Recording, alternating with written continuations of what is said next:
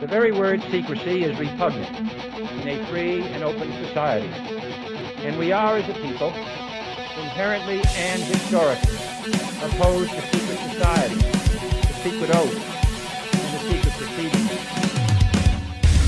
Waking humanity, one soul at a time. This is the World You Don't Know radio show with your host, Nick O'Connell. Now, good evening, ladies and gentlemen. You're very welcome along to this week's edition of The World You Don't Know. Myself, Mick O'Connell. I've got an interesting show for you tonight. I do have a guest lined up. I've got a gentleman who I've had on in the past. I've had him on before from Direct Democracy Ireland. I've got Anthony O'Connor coming on. And we're going to be talking about Brexit, but Irish style, an Irexit. And should we have one? Do we need one? Will we be able to accomplish one? All these and more we're going to get into tonight on the show. I do have Anthony waiting in the wings. I'm going to go straight to Anthony. Good evening, Anthony. Good evening, Mike. How are you? How are you? Very welcome on to the World You Don't Know show. Thanks very much, and Happy New Year to you. And to you. Now, you've been on the show before, and we were discussing various different political issues and issues of the day at the time, but tonight we're going to talk about Brexit, and we'll see where it leads as well. But Brexit for Ireland. Does Ireland need a Brexit? Can we achieve a Brexit? Should we actually go for a Brexit? You know, if you have a look at what's going on in England, I think they're trying to make a pig's ear of what's going on over there to try and maybe reverse the decision. I don't know what's going to happen there, but do you think Ireland needs an exit from the EU, or do you think we've done well under the European Union? Well, I would have what you probably consider an unusual stance on our position within the EU. I believe that Ireland at least needs a referendum on the issue of EU membership to at least achieve a better deal for the Irish citizens who have been dealt a harsh blow since the economic crisis kicked in 2008. Ireland has kind of been the lap boy, if you want for a better term, in relation to burden the debt on EU citizens. It was all focused on Ireland. An example of that would be that Ireland is paying 42% of all European debts. Now, if you take that into context, that's roughly about €9,000 debt on every citizen in Ireland. Compared to our partners in England, the average is about £450. Now, I know people, and you will have discussions that talk about how good Europe is and all that kind of stuff. And I don't dispute that within Europe we probably are better off. But under the current EU position, we have no choice but to either seek a better deal or at least call a referendum on the issue, call that bluff basically, because nobody expected Brexit to go the way that it did. Now, I didn't think they'd get Brexit. I thought they were just... My opinion at the time was of the same opinion with the Scottish referendum. I believe that was rigged. I mean, it looked rigged. You know, a lot of Scottish people who I would have been talking to online and other various forums, you know, the word in the street was that Scotland wanted out of the United Kingdom, but it didn't happen. And I thought then with this Brexit thing that they were just putting it to the people, but they wouldn't actually allow them to leave. You know, this grand project called the European Union, I didn't think anybody would be allowed to upset that, but here we have the British done exactly that. Well, you see, you know, if you look at down through the history, the UK was always a problem for the EU. Yeah, they've never had the euro, etc., etc. They resisted a lot. So, you know, it's not that unbelievable that they, actually did pull out of it, to be honest with you. I was shocked at the vote, to be honest with you, in relation to how, because at that night when I was watching the vote as it was coming through, when I seen Gibraltar, the first state coming in, the first province coming in saying 92%, I was almost going to go to bed and say, that's going to be it. But I was astonished then when we seen all the other places coming in. But in relation to Ireland's position, Ireland is in a unique position because it's my belief that Ireland holds the key to the EU's future. In what way? Well, in relation to, the 42% of European debts, the fact that we were forced to pay bondholders. We have a government, a very weak government, who do not negotiate in the best interest of their people. Now, the EU in itself is in a serious crisis at this moment in time, and I don't think people realise how serious it is. There's currently 6 countries seeking an exit from the EU. And they're France, the Netherlands, Italy, Austria, Finland and Hungary. Now, is their governments actively seeking an exit from the EU, or is it the word on the street? What we have here is now, if you take France, for example, Holland's approval rating at the moment is at 11%. Now, Merkel is worried because the Front National leader, Marine Le Pen, has pledged to hold a referendum if she's elected. Now, again, the wrong issues, it's the wrong reasons why the people are considering the EU thing at the moment. They reckon that immigration was a big factor in the British voting the way they did, and I'd imagine it would be the same in France. So my prediction would be that if France was to hold a referendum, it would be a Brexit. But people like myself, just if I could just jump in there, would look at the UK and look at, say, David Cameron as part of the elite, and he's the very man who called that referendum that gave them the Brexit. Absolutely. You know, and what I couldn't help thinking at the time was, why would he do that? What's the agenda that's at play here? Why would he put the grand European Union project at such a risk? If there's people above him, like, you know, the elites, call them what you want, who are running this show from behind the scenes, why would they allow him to even call that referendum? The reason is because you have to remember he was in election mode when he made that commitment. Because when he was canvassing doing his bit, he would have got a law at that doorstep or meetings and so forth that they wanted a referendum on the EU issue. So he never thought for 1 minute that it would succeed. Okay? So he made that commitment. Under the pressure of people demanding it, he made that commitment. And it got to the stage where he just couldn't back out of it. He had said too much, he had gone too far. But I'd say up until the coming months, he realised that it was a mistake. But it was he had already gone too far. You see, again, going back to Ireland's position within the EU, Ireland's indigenous SMEs and our labour market remain intrinsically linked to the UK. The relationships in these areas are still more important to us than the relationship with anyone else within the EU.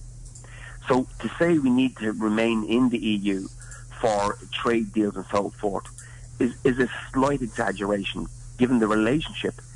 And you'll always hear government politicians talking about how important SMEs are to this country. Well, if SMEs are that important, well then they should be absolutely 100% focusing on a deal with the UK rather than trying to remain in the undemocratic, unconstitutional EU. Now, I've been over the last number of months. I mean, I was in the UK 3 weeks ago, and I met up with members of the Vote Leave group, EU Officially Leave, and those groups. I met up with a few of those groups, and I tried to draw down their experiences. Also, it has to be said, we're also looking for funding to fund our own campaign over here. We will be following up those meetings in February. Now, Farage, he's come out and said that Ireland should exit from the EU. Yeah, well, you see, here's the problem. I mean, Nigel Farage has an absolute horrid reputation in relation to his perceived beliefs on immigration and so forth. Now, I don't really know much about Nigel Farage. I'm not a supporter, but I'm also not a critic because I don't criticise anybody unless I know something about them. Okay, now, in relation to the work that he done in relation to educating the British people on how wrong it was to remain in the EU, he has to be commended. Now, a lot of will say, like, I know a lot of the left-wing the supporters over here would be absolutely anti-Farage, okay? And I would accept that. But what I don't accept is that the comments that are made about an individual with nothing to back it up. Nigel Farage, I have yet to see a comment that Nigel Farage has made that I would consider blatantly racist. Well, I haven't heard him make a racist comment. I've seen him pointing out some things that are facts. You know, like, you know, a community that was once white is now 75% black, and the white people are now the minority, and, you know, they're being suppressed, like they're not getting all the jobs. Stuff like that. If he's pointing out facts, you can't turn around and say that's racist if he's pointing out something that is an absolute fact. You know, but I mean, people do jump on the bandwagon and call him a racist just because he talks about blacks or he talks about Muslims or immigrants or whatever. See, I mean, here we have a problem. And here's the problem. That when somebody in the public domain sticks their heads above the water and tries to make a point, we as a people have lost the ability to debate those issues. They automatically categorise you so as they can absolutely discount you. So if you make a comment like that, it might not be a racist comment, but to discredit you and absolutely avoid the point you've made, it's better to absolutely tarnish you, you know, or call you a name, or categorise you, or box you off into a certain sector, where if any comment you make in the future, he's right wing, or he's racist, or he's, you know, all these, you know, different categories that they're in. And I've noticed that a lot with, for example, with Direct Democracy Ireland. You know, like, you know, I mean, anybody who has saw our manifesto for the general election for last year, anybody who can say we're a right-wing party, I challenge them to read the manifesto and point out anything in it that would be considered right-wing. Well, I've read your manifesto, and to me, all your manifesto does is treats everybody on the island as equals. It doesn't matter who you are, where you come from, what your colour is, what your creed is. Everyone is treated equally, and all major decisions on a national scale are put to the people. You know, and that's the core ethos of your manifesto. Our chairman at our conference at the launch of the manifesto, our chairman Joe Cunningham made a great comment when he said, "This is the people's manifesto." That was in Buswell's Hotel, right, wasn't it? Yeah. Yeah, I was there that day. No, actually, we actually held the launch in Mullingar. It was a very successful launch, actually, and believe it or not, RTE actually turned up to it. Right, I was at the one in Buswell's now, and there were some great speakers at that too. Yeah. No, we have a couple of events coming up now in February. We are going to hold a meeting in Dublin based on the EU issue. And what we're going to do is we're going to try and make that as apolitical as possible. In other words, this is not going to be something that's going to be owned by Direct Democracy Ireland. We will host it, but we won't, you know, try and take it over, or, you know, we're not looking to recruit members. What we're looking for is we're looking for people with the same ideology, what we want, to come on board to help us draft a document. And it won't be a Direct Democracy Ireland document. Again, it'll be a people's document in relation to demanding a referendum on our status within the EU. Do you think the majority of the people in this country want a European Union exit? Well, there was a Red C poll done recently. I think it was in the Irish Times, and they polled, I don't know what the number was, they normally poll 1,000 people, and 20% of the people they polled wanted to leave the EU. Now, but what they didn't have there was sceptics or people who weren't sure. They just had only 20% of the people that they called wanted to leave. Now, when I read that poll, I said to myself, that's a huge number. That's a huge number out of 1,000 people. Okay? So, again, you know, when you call into question the areas where Red C polls take place and so forth, I'd say in the more rural areas, you know, going further south, I'd say you have a more anti-EU approach. But I need to get one thing perfectly clear. Direct Democracy Ireland is not anti-EU. Right, so what we are at this moment in time is we are, the current EU. We are 100% anti the current situation. But if we found ourselves in a situation where they would become more democratic, more focused on a bottom upward system rather than the top down system they have at the moment, where we would elect our EU Commission, you know, trade deals were more fair. They abandoned the likes of TTIP and CETA and all these different trade agreements and so forth of them, and it became a more democratic process. But we have to be realistic and realise that is never going to happen. But in what you're saying there, though, isn't that like saying that, you know, Ireland would do better under the EU because we can't do it on our own? I mean, who's to say that we can't do it on our own? Why do we need to be in the EU? You see, no, what I'm saying is there's aspects of the EU which I would consider, you know, beneficial, okay? Trade agreements, certain trade agreements, or, you know, to access to markets and stuff like that, okay. But I'm sure most fishing communities along any coast of Ireland would disagree with that, you know, because as you well know, the fishing industry in this country has been absolutely decimated because of the European Union. The statistics on fishing, for example, is Ireland is only currently fishing 2% of its own waters.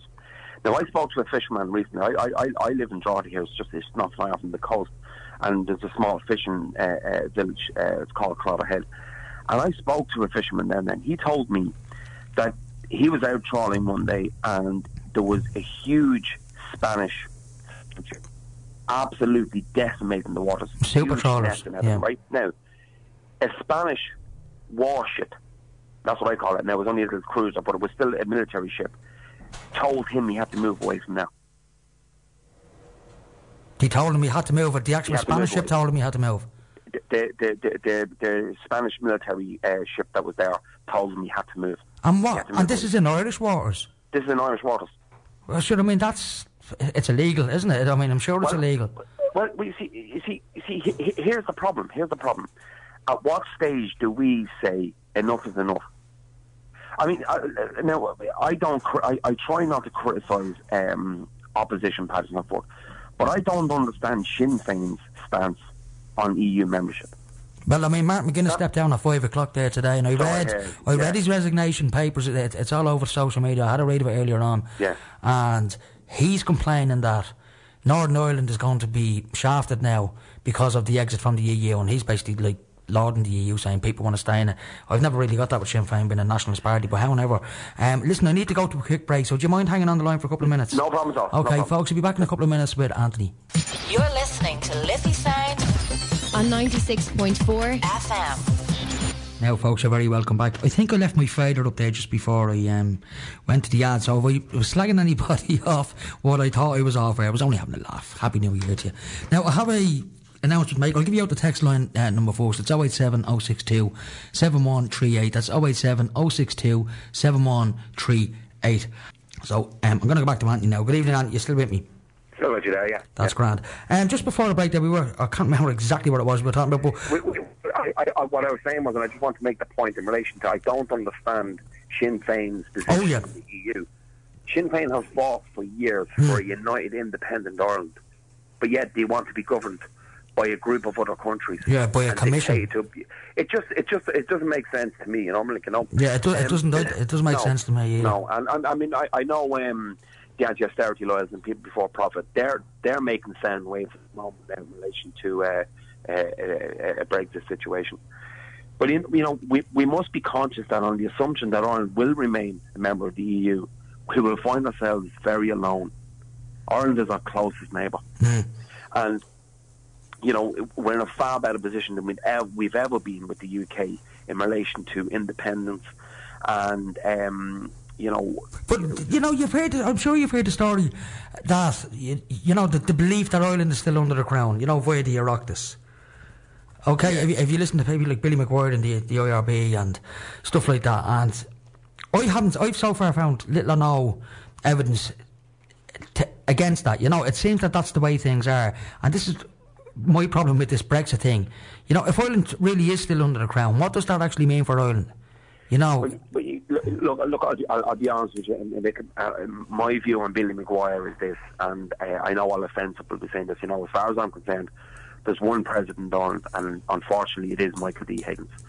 And like yourself, I haven't found evidence of anything else, and until it's with evidence, I totally disregard that and got to do with Billy McGuire. And let's be honest with you. Right. And and that's a very strong view that I would have on that issue, because a lot of time, especially members of Direct Democracy Ireland, we get tied down and accused of all this stuff. And I was accused one time of being a Billy McGuire supporter, and at the time I didn't even know who he was. I'd never even heard the man's name, to be honest with you. Right. And you see, but in relation to, I was sent an email recently from a man who sent me an email in relation to Ireland's connection to the UK, and that under the Act of 1949, I forget the name of the Act now, but I can email it over to you, that Ireland might have to leave with Britain over some agreement that was made in 1949. Now, I haven't gone into detail, and I don't know the content, so I couldn't really debate with you in that sense. But I mean, at this stage, I think everything should be considered. We shouldn't be, absolutely,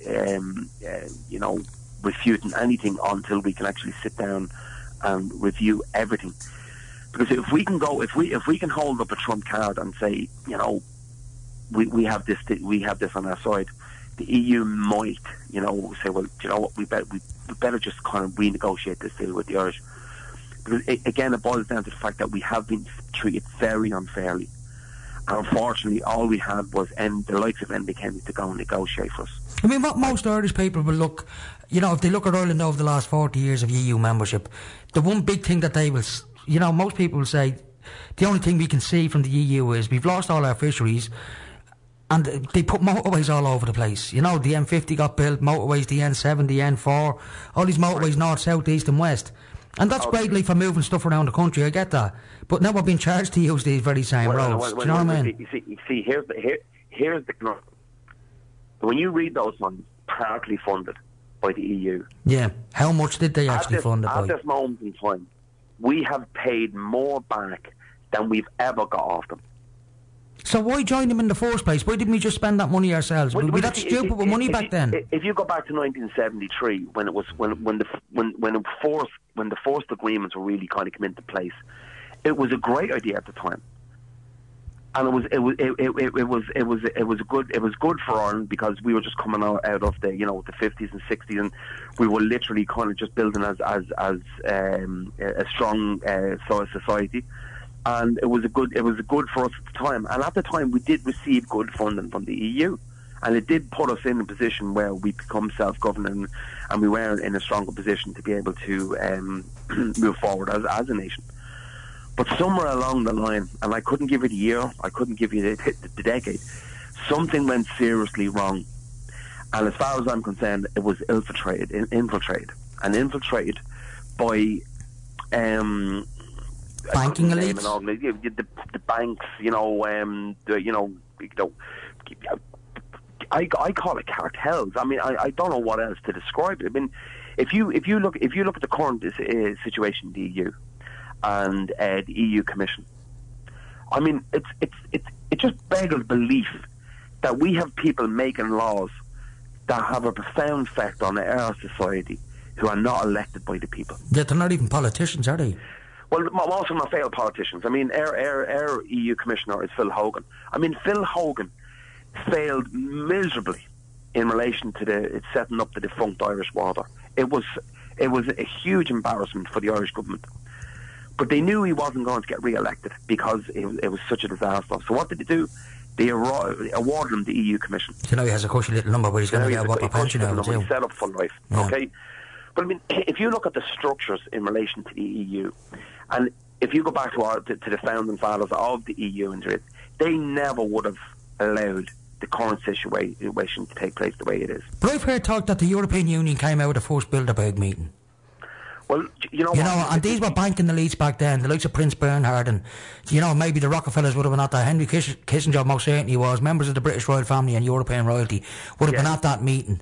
And they the ones who made the decision to form the European Union and turn it into a super state and strip every single nation of their sovereignty, of their nationhood, by flooding the whole of Europe with immigrants. You know, Ireland is not Ireland anymore. It's like a little mini Earth. You know, there's people from every nation on the planet living in this country, and it's the same for every other country within the European Union. But it's not the same for those countries like in Africa where a lot of these people are coming from. There's no mass immigration into that country by Irish or English people. Well, you see, these are the conversations that when we start these conversations, we lose the real argument in relation to what is the problem with the EU. Now, I take your point, and I agree in principle to what you're saying. But the problem with it is this: if we focus on those issues, we stand to lose in the argument. I mean, there's as far as I'm concerned, the issues in relation to immigration go hand in hand with the serious issues of mismanagement of monies, corruption within the EU. These are where the real problems lie, and they're where we should be really focusing when we come into these arguments. Because what happens is, I mean, if you look during the Brexit thing when Boris Johnson does, every single argument they responded back with oh, you have a problem with immigration, oh, you're racist, oh, you this, that, and the other. He couldn't get a debate with them in relation to the finances.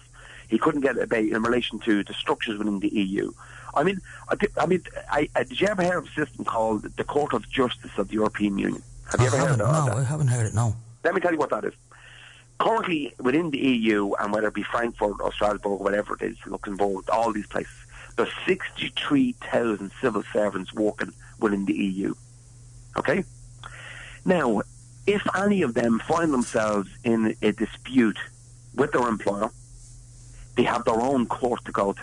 They don't have to go to civilian courts. I didn't know that. They go to the Court of Justice within the European Union. And who set that up? The European Union themselves or the civil service? Within the European Union. And the reason being is this, and this is the most senior servants, civil servants in the EU do not pay taxes. And how do you know that? All this information is readily available. Absolutely readily available. There was a great, he was a member of the UKIP party. There was Godfrey Bloom. He made a great speech in the European Parliament in 2013 when he openly accused the European Union of tax fraud, tax evasion, and all these funds. And the video's on YouTube. I'll send you the link as well. We should watch that video. It's about 1.5 minutes long. It's a very, very powerful speech. He accuses them of being the biggest tax evaders in Europe. And he, as an MEP, he talks about how they don't pay taxes. They introduce laws that give themselves the ability to be able to avoid taxes and, contributions and all this kind of stuff and everything, then to get back expense and all that stuff. But I have a friend who works in Brussels, and she doesn't pay taxes. And she has access to courts, solicitors, all these things within that frame of the EU network. But they don't go to civilian courts. They go to these courts and these solicitors. It's like a mini world. It's like a separate world from what we're living in with these people. But 63,000 civil servants can avail of those court services. And it's only in extreme cases and very, very, very, very few circumstances that they would actually transfer a case to the European Court of Justice. I mean, can I ask you, was somebody like Ming Flanagan, who's a member of the European Parliament, and he's quite vocal about, what goes on in the European Parliament. I mean, I remember a video he put on YouTube there about TTIP, where he was trying to get a look at the documents, and he had to go through fiery hoops and was warned basically he'd have his head chopped off if he even attempted to photograph any of these documents. Yeah. It was very clever what they done that time, Nick. Luke is very vocal, as we know, and I would be a Luke Ming supporter, to be honest with you. I just think the man is a genius. But how come he hasn't come over here and put out a YouTube video saying that no civil servant in the European Union pays taxes? Well, if you know it, he should know it. He absolutely does. I mean, here's the problem, right? The likes of Luke Ming Flanagan and all that would pay their taxes, and they wouldn't draw down the expenses, their commitments that they've made. So they wouldn't use the loopholes in order to draw back down on little tax. But why doesn't Ming Flanagan tell people like my son, for example, who works in the health industry, and he gets hammered by the tax man week in, week out, and he's there, working on the front line with very ill patients, dying patients, and there's thousands of others like him around this country who have to work like that, and they're getting hockeyed over by the tax man. Why doesn't Luke Ming Flanagan tell all of those people that there's no civil servants in the European Union paying tax? Well, the best thing to do is this: ring the European Commission tomorrow, ring the office in Dublin, okay? And ask them for information in relation to taxes, how taxes are paid, who benefits from them taxes. So let's break this down. 63,000 people. Let's just say 4,000 of those are Irish. Big number, maybe not that many. If they pay taxes, we know the taxes are small, but they can draw back down the expenses, so it kind of voids out the taxes that they do pay. If they do pay taxes, what country benefits? Well, true enough. I mean, that's a very cogent argument, all right. What country does actually benefit? Where's those taxes going? Yeah. I mean, I understand people paying taxes here nationally. You're told it goes on the roads and it goes on health services and everything else, and the running of the country. I get that. Yeah. But as opposed to the European Union, who is those taxes being paid to? But not that they're being paid, as you said, the 63,000 plus who are not paying those taxes. Yeah. And it's in their interest to keep them out shut because they're on a gravy train. Absolutely. I mean, I find that shocking. Listen to me. You see, here's the problem, right? And I say this, and I don't mean this in a facetious way. What I mean is this: is that in the age of technology, ignorance is no excuse. Well, that's very true. Very true. What I would say to people is this: go on Google the European Courts of Justice, Google the EU Civil Service Tribunals, Google the European Sovereign Debt Crisis Act of 2010, the European Court of Auditors.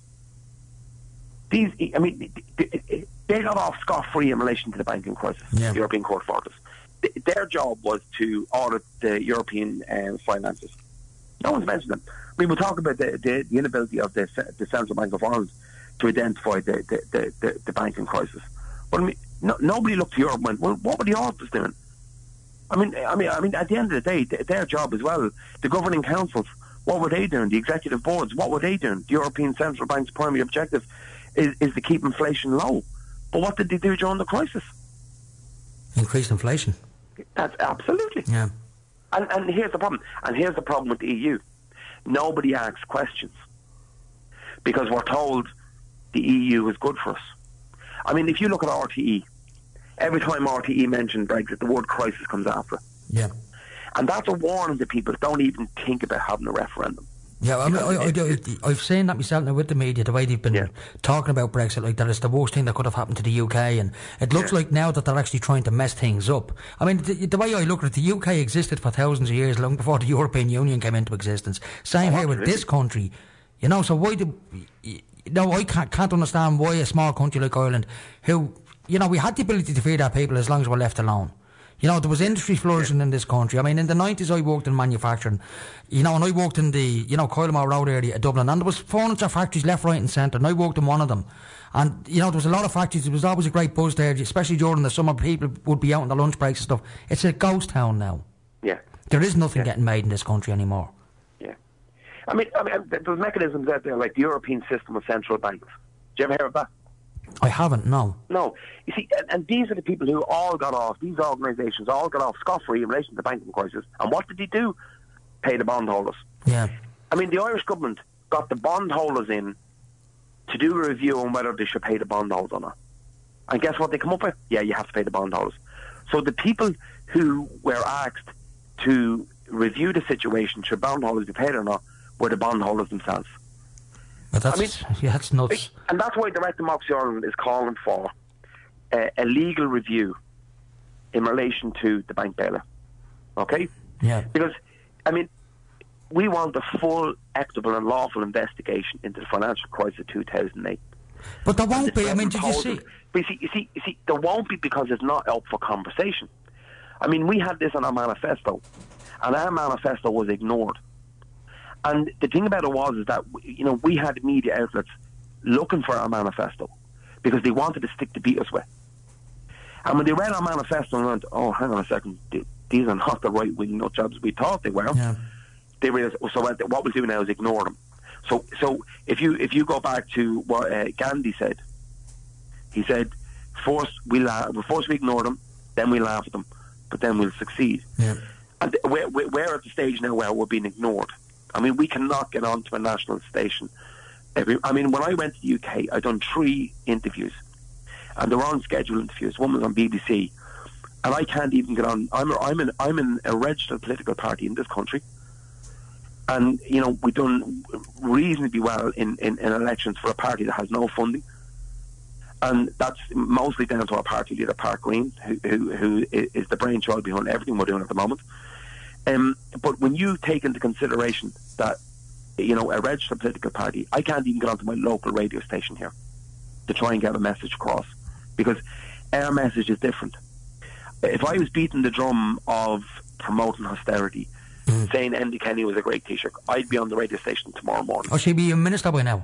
Yeah. You would be. I mean, I don't know Simon Harris, but I mean, he's not doing a very good job of sorting out the health system. The guy's he's a kid as far as I'm concerned. He's 30 years old. I mean, I think that they've thrown a lamb to the wolves there, to be honest with you. I sort of feel sorry for the guy. Yeah, but see, here's the problem.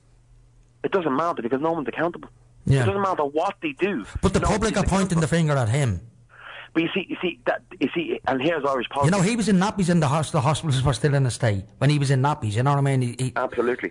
But you know what? He relished opportunity. I mean, you could see it in his face, and you know, when he was appointed that. Sure, who wouldn't, you know? I mean, if you have an ego, and he's got an ego, you know, and you have to have a massive ego to want to get into that, you know, that game to reach for the top. Like, I mean, it goes without saying you need an ego for it. But you see, do you know what? Unlike any other country, you know, to do well in politics, you have to join one of the mainstream parties. Yeah, that's the problem. If you take Sinn Féin, if you take Fianna Fáil, Fine Gael, it doesn't matter who you are, what your past is, or what you do. Once you have their name over your poster, you're guaranteed to get elected. Yeah, you're guaranteed to get more votes than what you would if you didn't. Problem. That's the problem with Irish politics. But isn't that politics the world over, though? Isn't it? It's populism. Not really. No. I mean, if you look at the UK, it's very different in the UK. I mean, they don't have the party loyalty base that they do here in Ireland. I mean, if you look at Fianna Fáil should have been abolished. Now after everything they've done, yeah, without a shadow of a doubt. I mean, they're the most corrupt party in the history of this state, and they're the longest running party in the history of this state, I suppose. Well, Sinn Féin pretty close, but if you consider that they are now back to the most popular party in Ireland. But that's only according to opinion polls, Anthony, and I don't place any credence in opinion polls, especially when they're only talking to 1,000 people. They don't speak for everybody else as far as I'm concerned. I've always said that. Well, you see, the thing about opinion polls is this. Okay. They stick them on the news and everyone thinks it's fact across the nation. That's the problem with them. Yeah. According to the poll. Yeah. But look, getting back to the EU. But listen, I need to go to a quick break. Do you mind hanging on for a couple of minutes? I need to play the last set of ads. Folks, we'll be back in 2 minutes with Anthony. Talk to us very soon. You're listening to Liffey Sound. www.liffeysoundfm.ie. Listen online. Community radio at its best. You're tuned to The World You Don't Know with Mick O'Connell on Liffey Sounds 96.4 FM. Text Mick now on 087 062 7138 or email studio@liffeysoundfm.ie. Now, folks, you're very welcome back. Anthony, you still with me? I am indeed. Are you still there, Anthony? I am indeed. How are you? Yeah. Now, what point were you just making there just before I went to the break? Well, at the end of the day, membership of the EU is a matter for the Irish people. And when Brexit eventually happens, if the terms offered to Ireland are not acceptable, then it's only common sense that a membership within the EU is questionable. Now, even people who would be pro-EU to a certain degree will always say, well, there are problems, you know, but how do you sort out those problems? Because the current status quo in the EU are not going to sort themselves out. So it's going to take a country like Ireland, France, Holland, Italy to threaten it with complete dismantlement unless these changes are made. And that's why I would ask people who are pro-EU to demand a referendum on EU membership so as we can have these reforms met, or even absolutely scratch the whole thing. Okay, now I'm going to just play devil's advocate and just speak on behalf to say of all those who want to stay in the EU, and the reasons they want to stay in is because it's good for the economy, it's going to be good for jobs, we'll build more roads, we'll build more social housing when everything is all hunky-dory and blah, blah, blah. And then for those who want to get out of the EU, you know, they've decimated the fishing industry, you know, we're paying in more than we're getting back from them, you know, mass immigration into this country, which is having an effect on those who think they're being hard done by, as opposed to the immigrants getting more than what, you know, people who are born in this country getting, stuff like that. And there is a lot of that going on. And, you know, people on the street are noticing that and are complaining about it, you know, especially with the homeless crisis. You know, most of the homeless seem to be Irish, but, you know, we've got accommodation there for 80 asylum seekers coming in from Syria in a hotel up in, I'm not sure where it is now, in the Roscommon. And I'm not saying that's a bad thing. Of course we should. We've got international obligations to those in distress, and I get that. But, you know, you do have to sort out problems in your own country before you can start fixing people's problems elsewhere. I would call it a moral obligation. Of course it's a moral obligation. You know, of course it is, yeah. And I believe that, you know... But that obligation should extend to your own people as well, first and foremost. Here's the problem, and let's face it. We have a moral obligation to take care of anybody in distress. Exactly, yes. That needs it. However, if we're not in a situation to look after our own people, it's very irresponsible to think that we can look after us. And it seems that, since we've joined the EU, problems like homelessness have arisen in this country. Now, I'm not saying people went homeless 100 years ago, but like 40, 50 years ago, it wasn't a massive issue. There was some homelessness, but not on the scale that it is today. And, I as a layperson would look towards the European Union as the cause of that. Well, I would absolutely agree with you. Absolutely 100% agree with you. Oh, can I just say hello to my friends in Canada there? They're listening in from Direct Democracy Canada. You Canada, Nick, yes. Nick and a few of the other lads. Thanks for listening in. But thanks for listening in from Canada. Always good to know there's people listening around the world. But you see, what's after trusting the EU into the limelight is a combination of Brexit. But we also must remember the Apple tax case. Yeah. This is after seeing the EU in a different light. So let's just take it, whatever side of the Apple tax if you're on, whether the government were right because they don't want the EU telling us what to do. But isn't it slightly ironic that our government decided when it was beneficial to the people that they ignore what the EU has to say, but when it was detrimental to the people, they ignore the will of the people. Yeah. And here's the problem. That's why we have a weak government. And until such a time we get a government in there, and I'm hoping it's in my lifetime, for my children's sake, or for generations' sake, that we get a government in there whose focus is on nothing but the people. And it's never going to be that way with the current status quo. So do you think the only alternative then is a Brexit? So my next question is, if DDI did manage to put a referendum proposal to the people and the government says, OK, we're going to have a referendum in or out, and we voted out, then what? What would happen to Ireland after that? What do you think would happen to Ireland? When the English initially, now you have to remember when they done this. I mean, they done a half. I'm going to use the word half-arsed. Yeah, I don't think they had an exit plan, to be honest with you. Well, no. What they done was, they instigated a kind of an examination, basically, of what way a subsequent relationship would happen with the EU should they leave. And there was many different proposals put forward, and a research paper presented to PAM UK proposed that a number of alternatives to membership, and those would contain access to the EU's internal markets, which would be the European Economic Area and the European Free Trade Association, all bilateral along the Swiss lines, with a series of independent sectorial agreements. Now, that is an associate membership, if you want to put it that way. Ireland could benefit greatly from an associate membership to the EU, okay? Because then we wouldn't. I mean, not many people know this, but we haven't grown sugar beet here since I think since 2009, because the EU told us not to. So when you go and buy a kilo of sugar, it's from somewhere else in Europe. It's not Irish. It's not Irish sugar. No, it's not. There's no sugar beet grown in Ireland anymore. It's gone completely. Right, so how are they still allowed to call it sugar? Well, that's an issue. I mean, because what they do is they ship it over here, they package it in Ireland, and then it's produced in Ireland. So it's not made in Ireland; it's produced in Ireland. Right. People don't really. You really need to look at detail when you're dealing with these issues. I mean, if you look at the euro note, it doesn't say legal tender on it. No one notices that. I mean, all these little different issues that make the EU so, and you wonder why people are so sceptical. You see, the thing, talking about the euro note, the man on the street who wouldn't be interested in the kind of stuff that we're interested in discussing, whatnot. Yeah. He wouldn't care about legal tender or not, as long as he can buy a packet of cigarettes or get a few points out of that tenner in his pocket. You know what I mean? So absolutely. He's not. He doesn't. I think the euro is under serious threat at the moment. I actually foresee that Ireland will return to the punt at some stage. Looking at the European Union on a grander scale, do you think it's going to go belly up eventually, or do you think it's... if I was to call a spade, I think the writing is on the wall in relation to the EU, and I think they know it too. Because we're not hearing in this country on the mainstream media like RTA, France want out, and Italy want out, and this country wants out. We're not hearing that. No, absolutely not. And I would. That's what I'm saying to people. I mean, they should be looking at the Front National and Le Pen and all these things to find out what's happening. Not because you support them or you agree with their ideology or anything like that.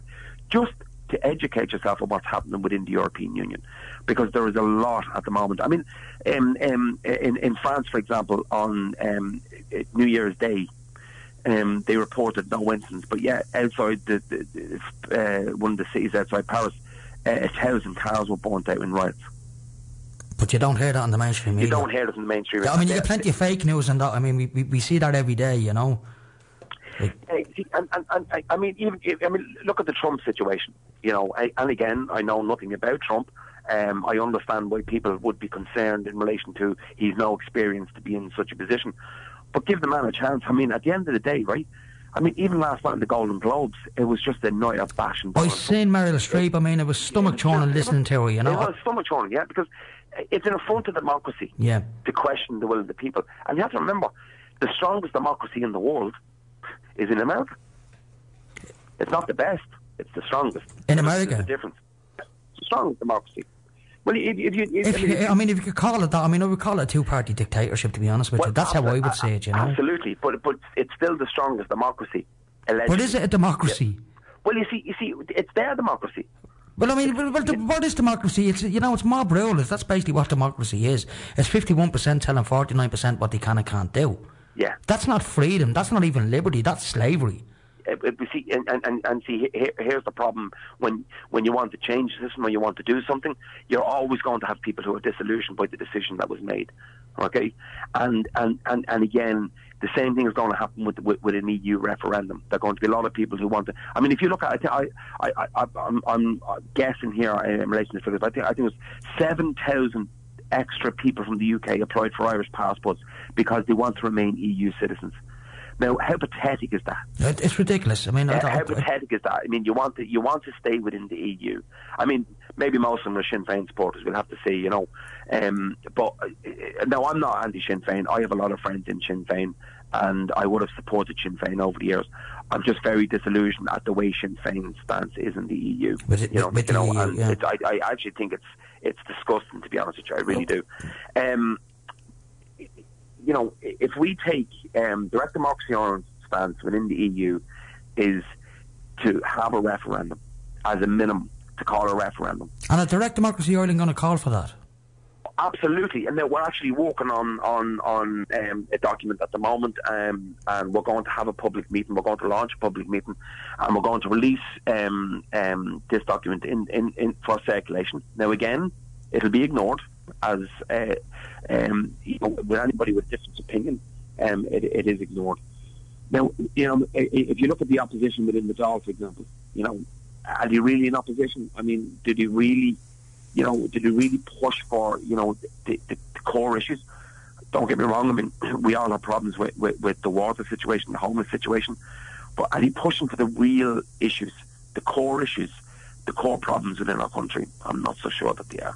No, I mean, there are plenty of other issues out there that do need addressing, but as you pointed out there, you know, two of the biggest issues over the last couple of years has been water charges and homelessness. Yeah. And everyone seems to focus on them, you know. Yeah.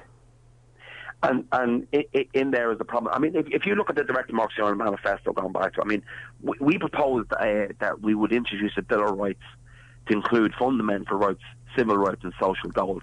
And in those rights, we proposed that you would have right to water, right to home, right to health and right to justice. But doesn't the proclamation already call for that? Well, you see, here's the problem. I mean, we celebrate the proclamation this year, but what do? We ignore it. I mean, if you take paragraph 2 of that, we declare the rights of the Irish people to get the control of Irish destinies and so forth. We ignore that. That to me is a call for direct democracy. Yeah. I mean, and it's ignored. Ignored. I mean, Gerry Adams, for example, in his autobiography, described direct democracy as the best way forward for the Irish people. You will never hear him talking about direct democracy now. And why is that? Because they've positioned themselves now in a position where they're the third most popular party in Ireland, with the aim of becoming the most popular party in Ireland. So forget about our activist ways, forget about, you know, our republicanism, forget about all those issues. We're now looking for power. We're now driving for that power. And in comes the ego. Well, listen, Anthony, I have to leave it there. I have come to the end of the show, unfortunately. It is a couple of minutes to 10. So I do need to wrap things up. Listen, thanks very much for coming on. It's been a very, very interesting conversation. Thanks very much, and I'll be talking to you soon. No problem, and Happy New Year to you. And same to you and your listeners. Okay, talk to you again soon. Thanks very much. Now, ladies and gentlemen, that was Anthony O'Connor from Direct Democracy Ireland. Interesting conversation, to say the least. Should Ireland exit from the EU? Should we stay?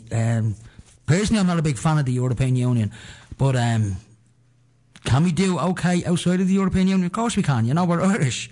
You know, we've survived for thousands of years. We were under the occupation, still are, of the British for the last 800 years, and that's probably still ongoing in different ways, you know, via the Irexit, etc., etc. Anyway, you know, can we survive as a nation on our own? Yes, we can. We're Irish. And end of, you know, we can survive anything. You know, we've lived on the western periphery of Europe for millions of years, thousands of years, whatever, and we managed to do okay. Can we do okay outside the European Union? Yes. Do the people want it? Well, need a referendum to find that out. Anyway, this has been The World You Don't Know. Thanks for joining me for this show. I will have a couple of tickets for the Awake and Aware conference in Waterford up for grabs over the next couple of shows. I'll give you more details on that next week. Anyway, this has been The World's Full of Great People. If you can't find one, be one. Talk to us all very soon. Take it handy. The very word secrecy is repugnant in a free and open society. And we are, as a people, inherently and historically opposed to secret society, to secret oaths, and to secret proceedings. Waking humanity, one soul at a time. This is The World You Don't Know radio show with your host, Nick O'Connell.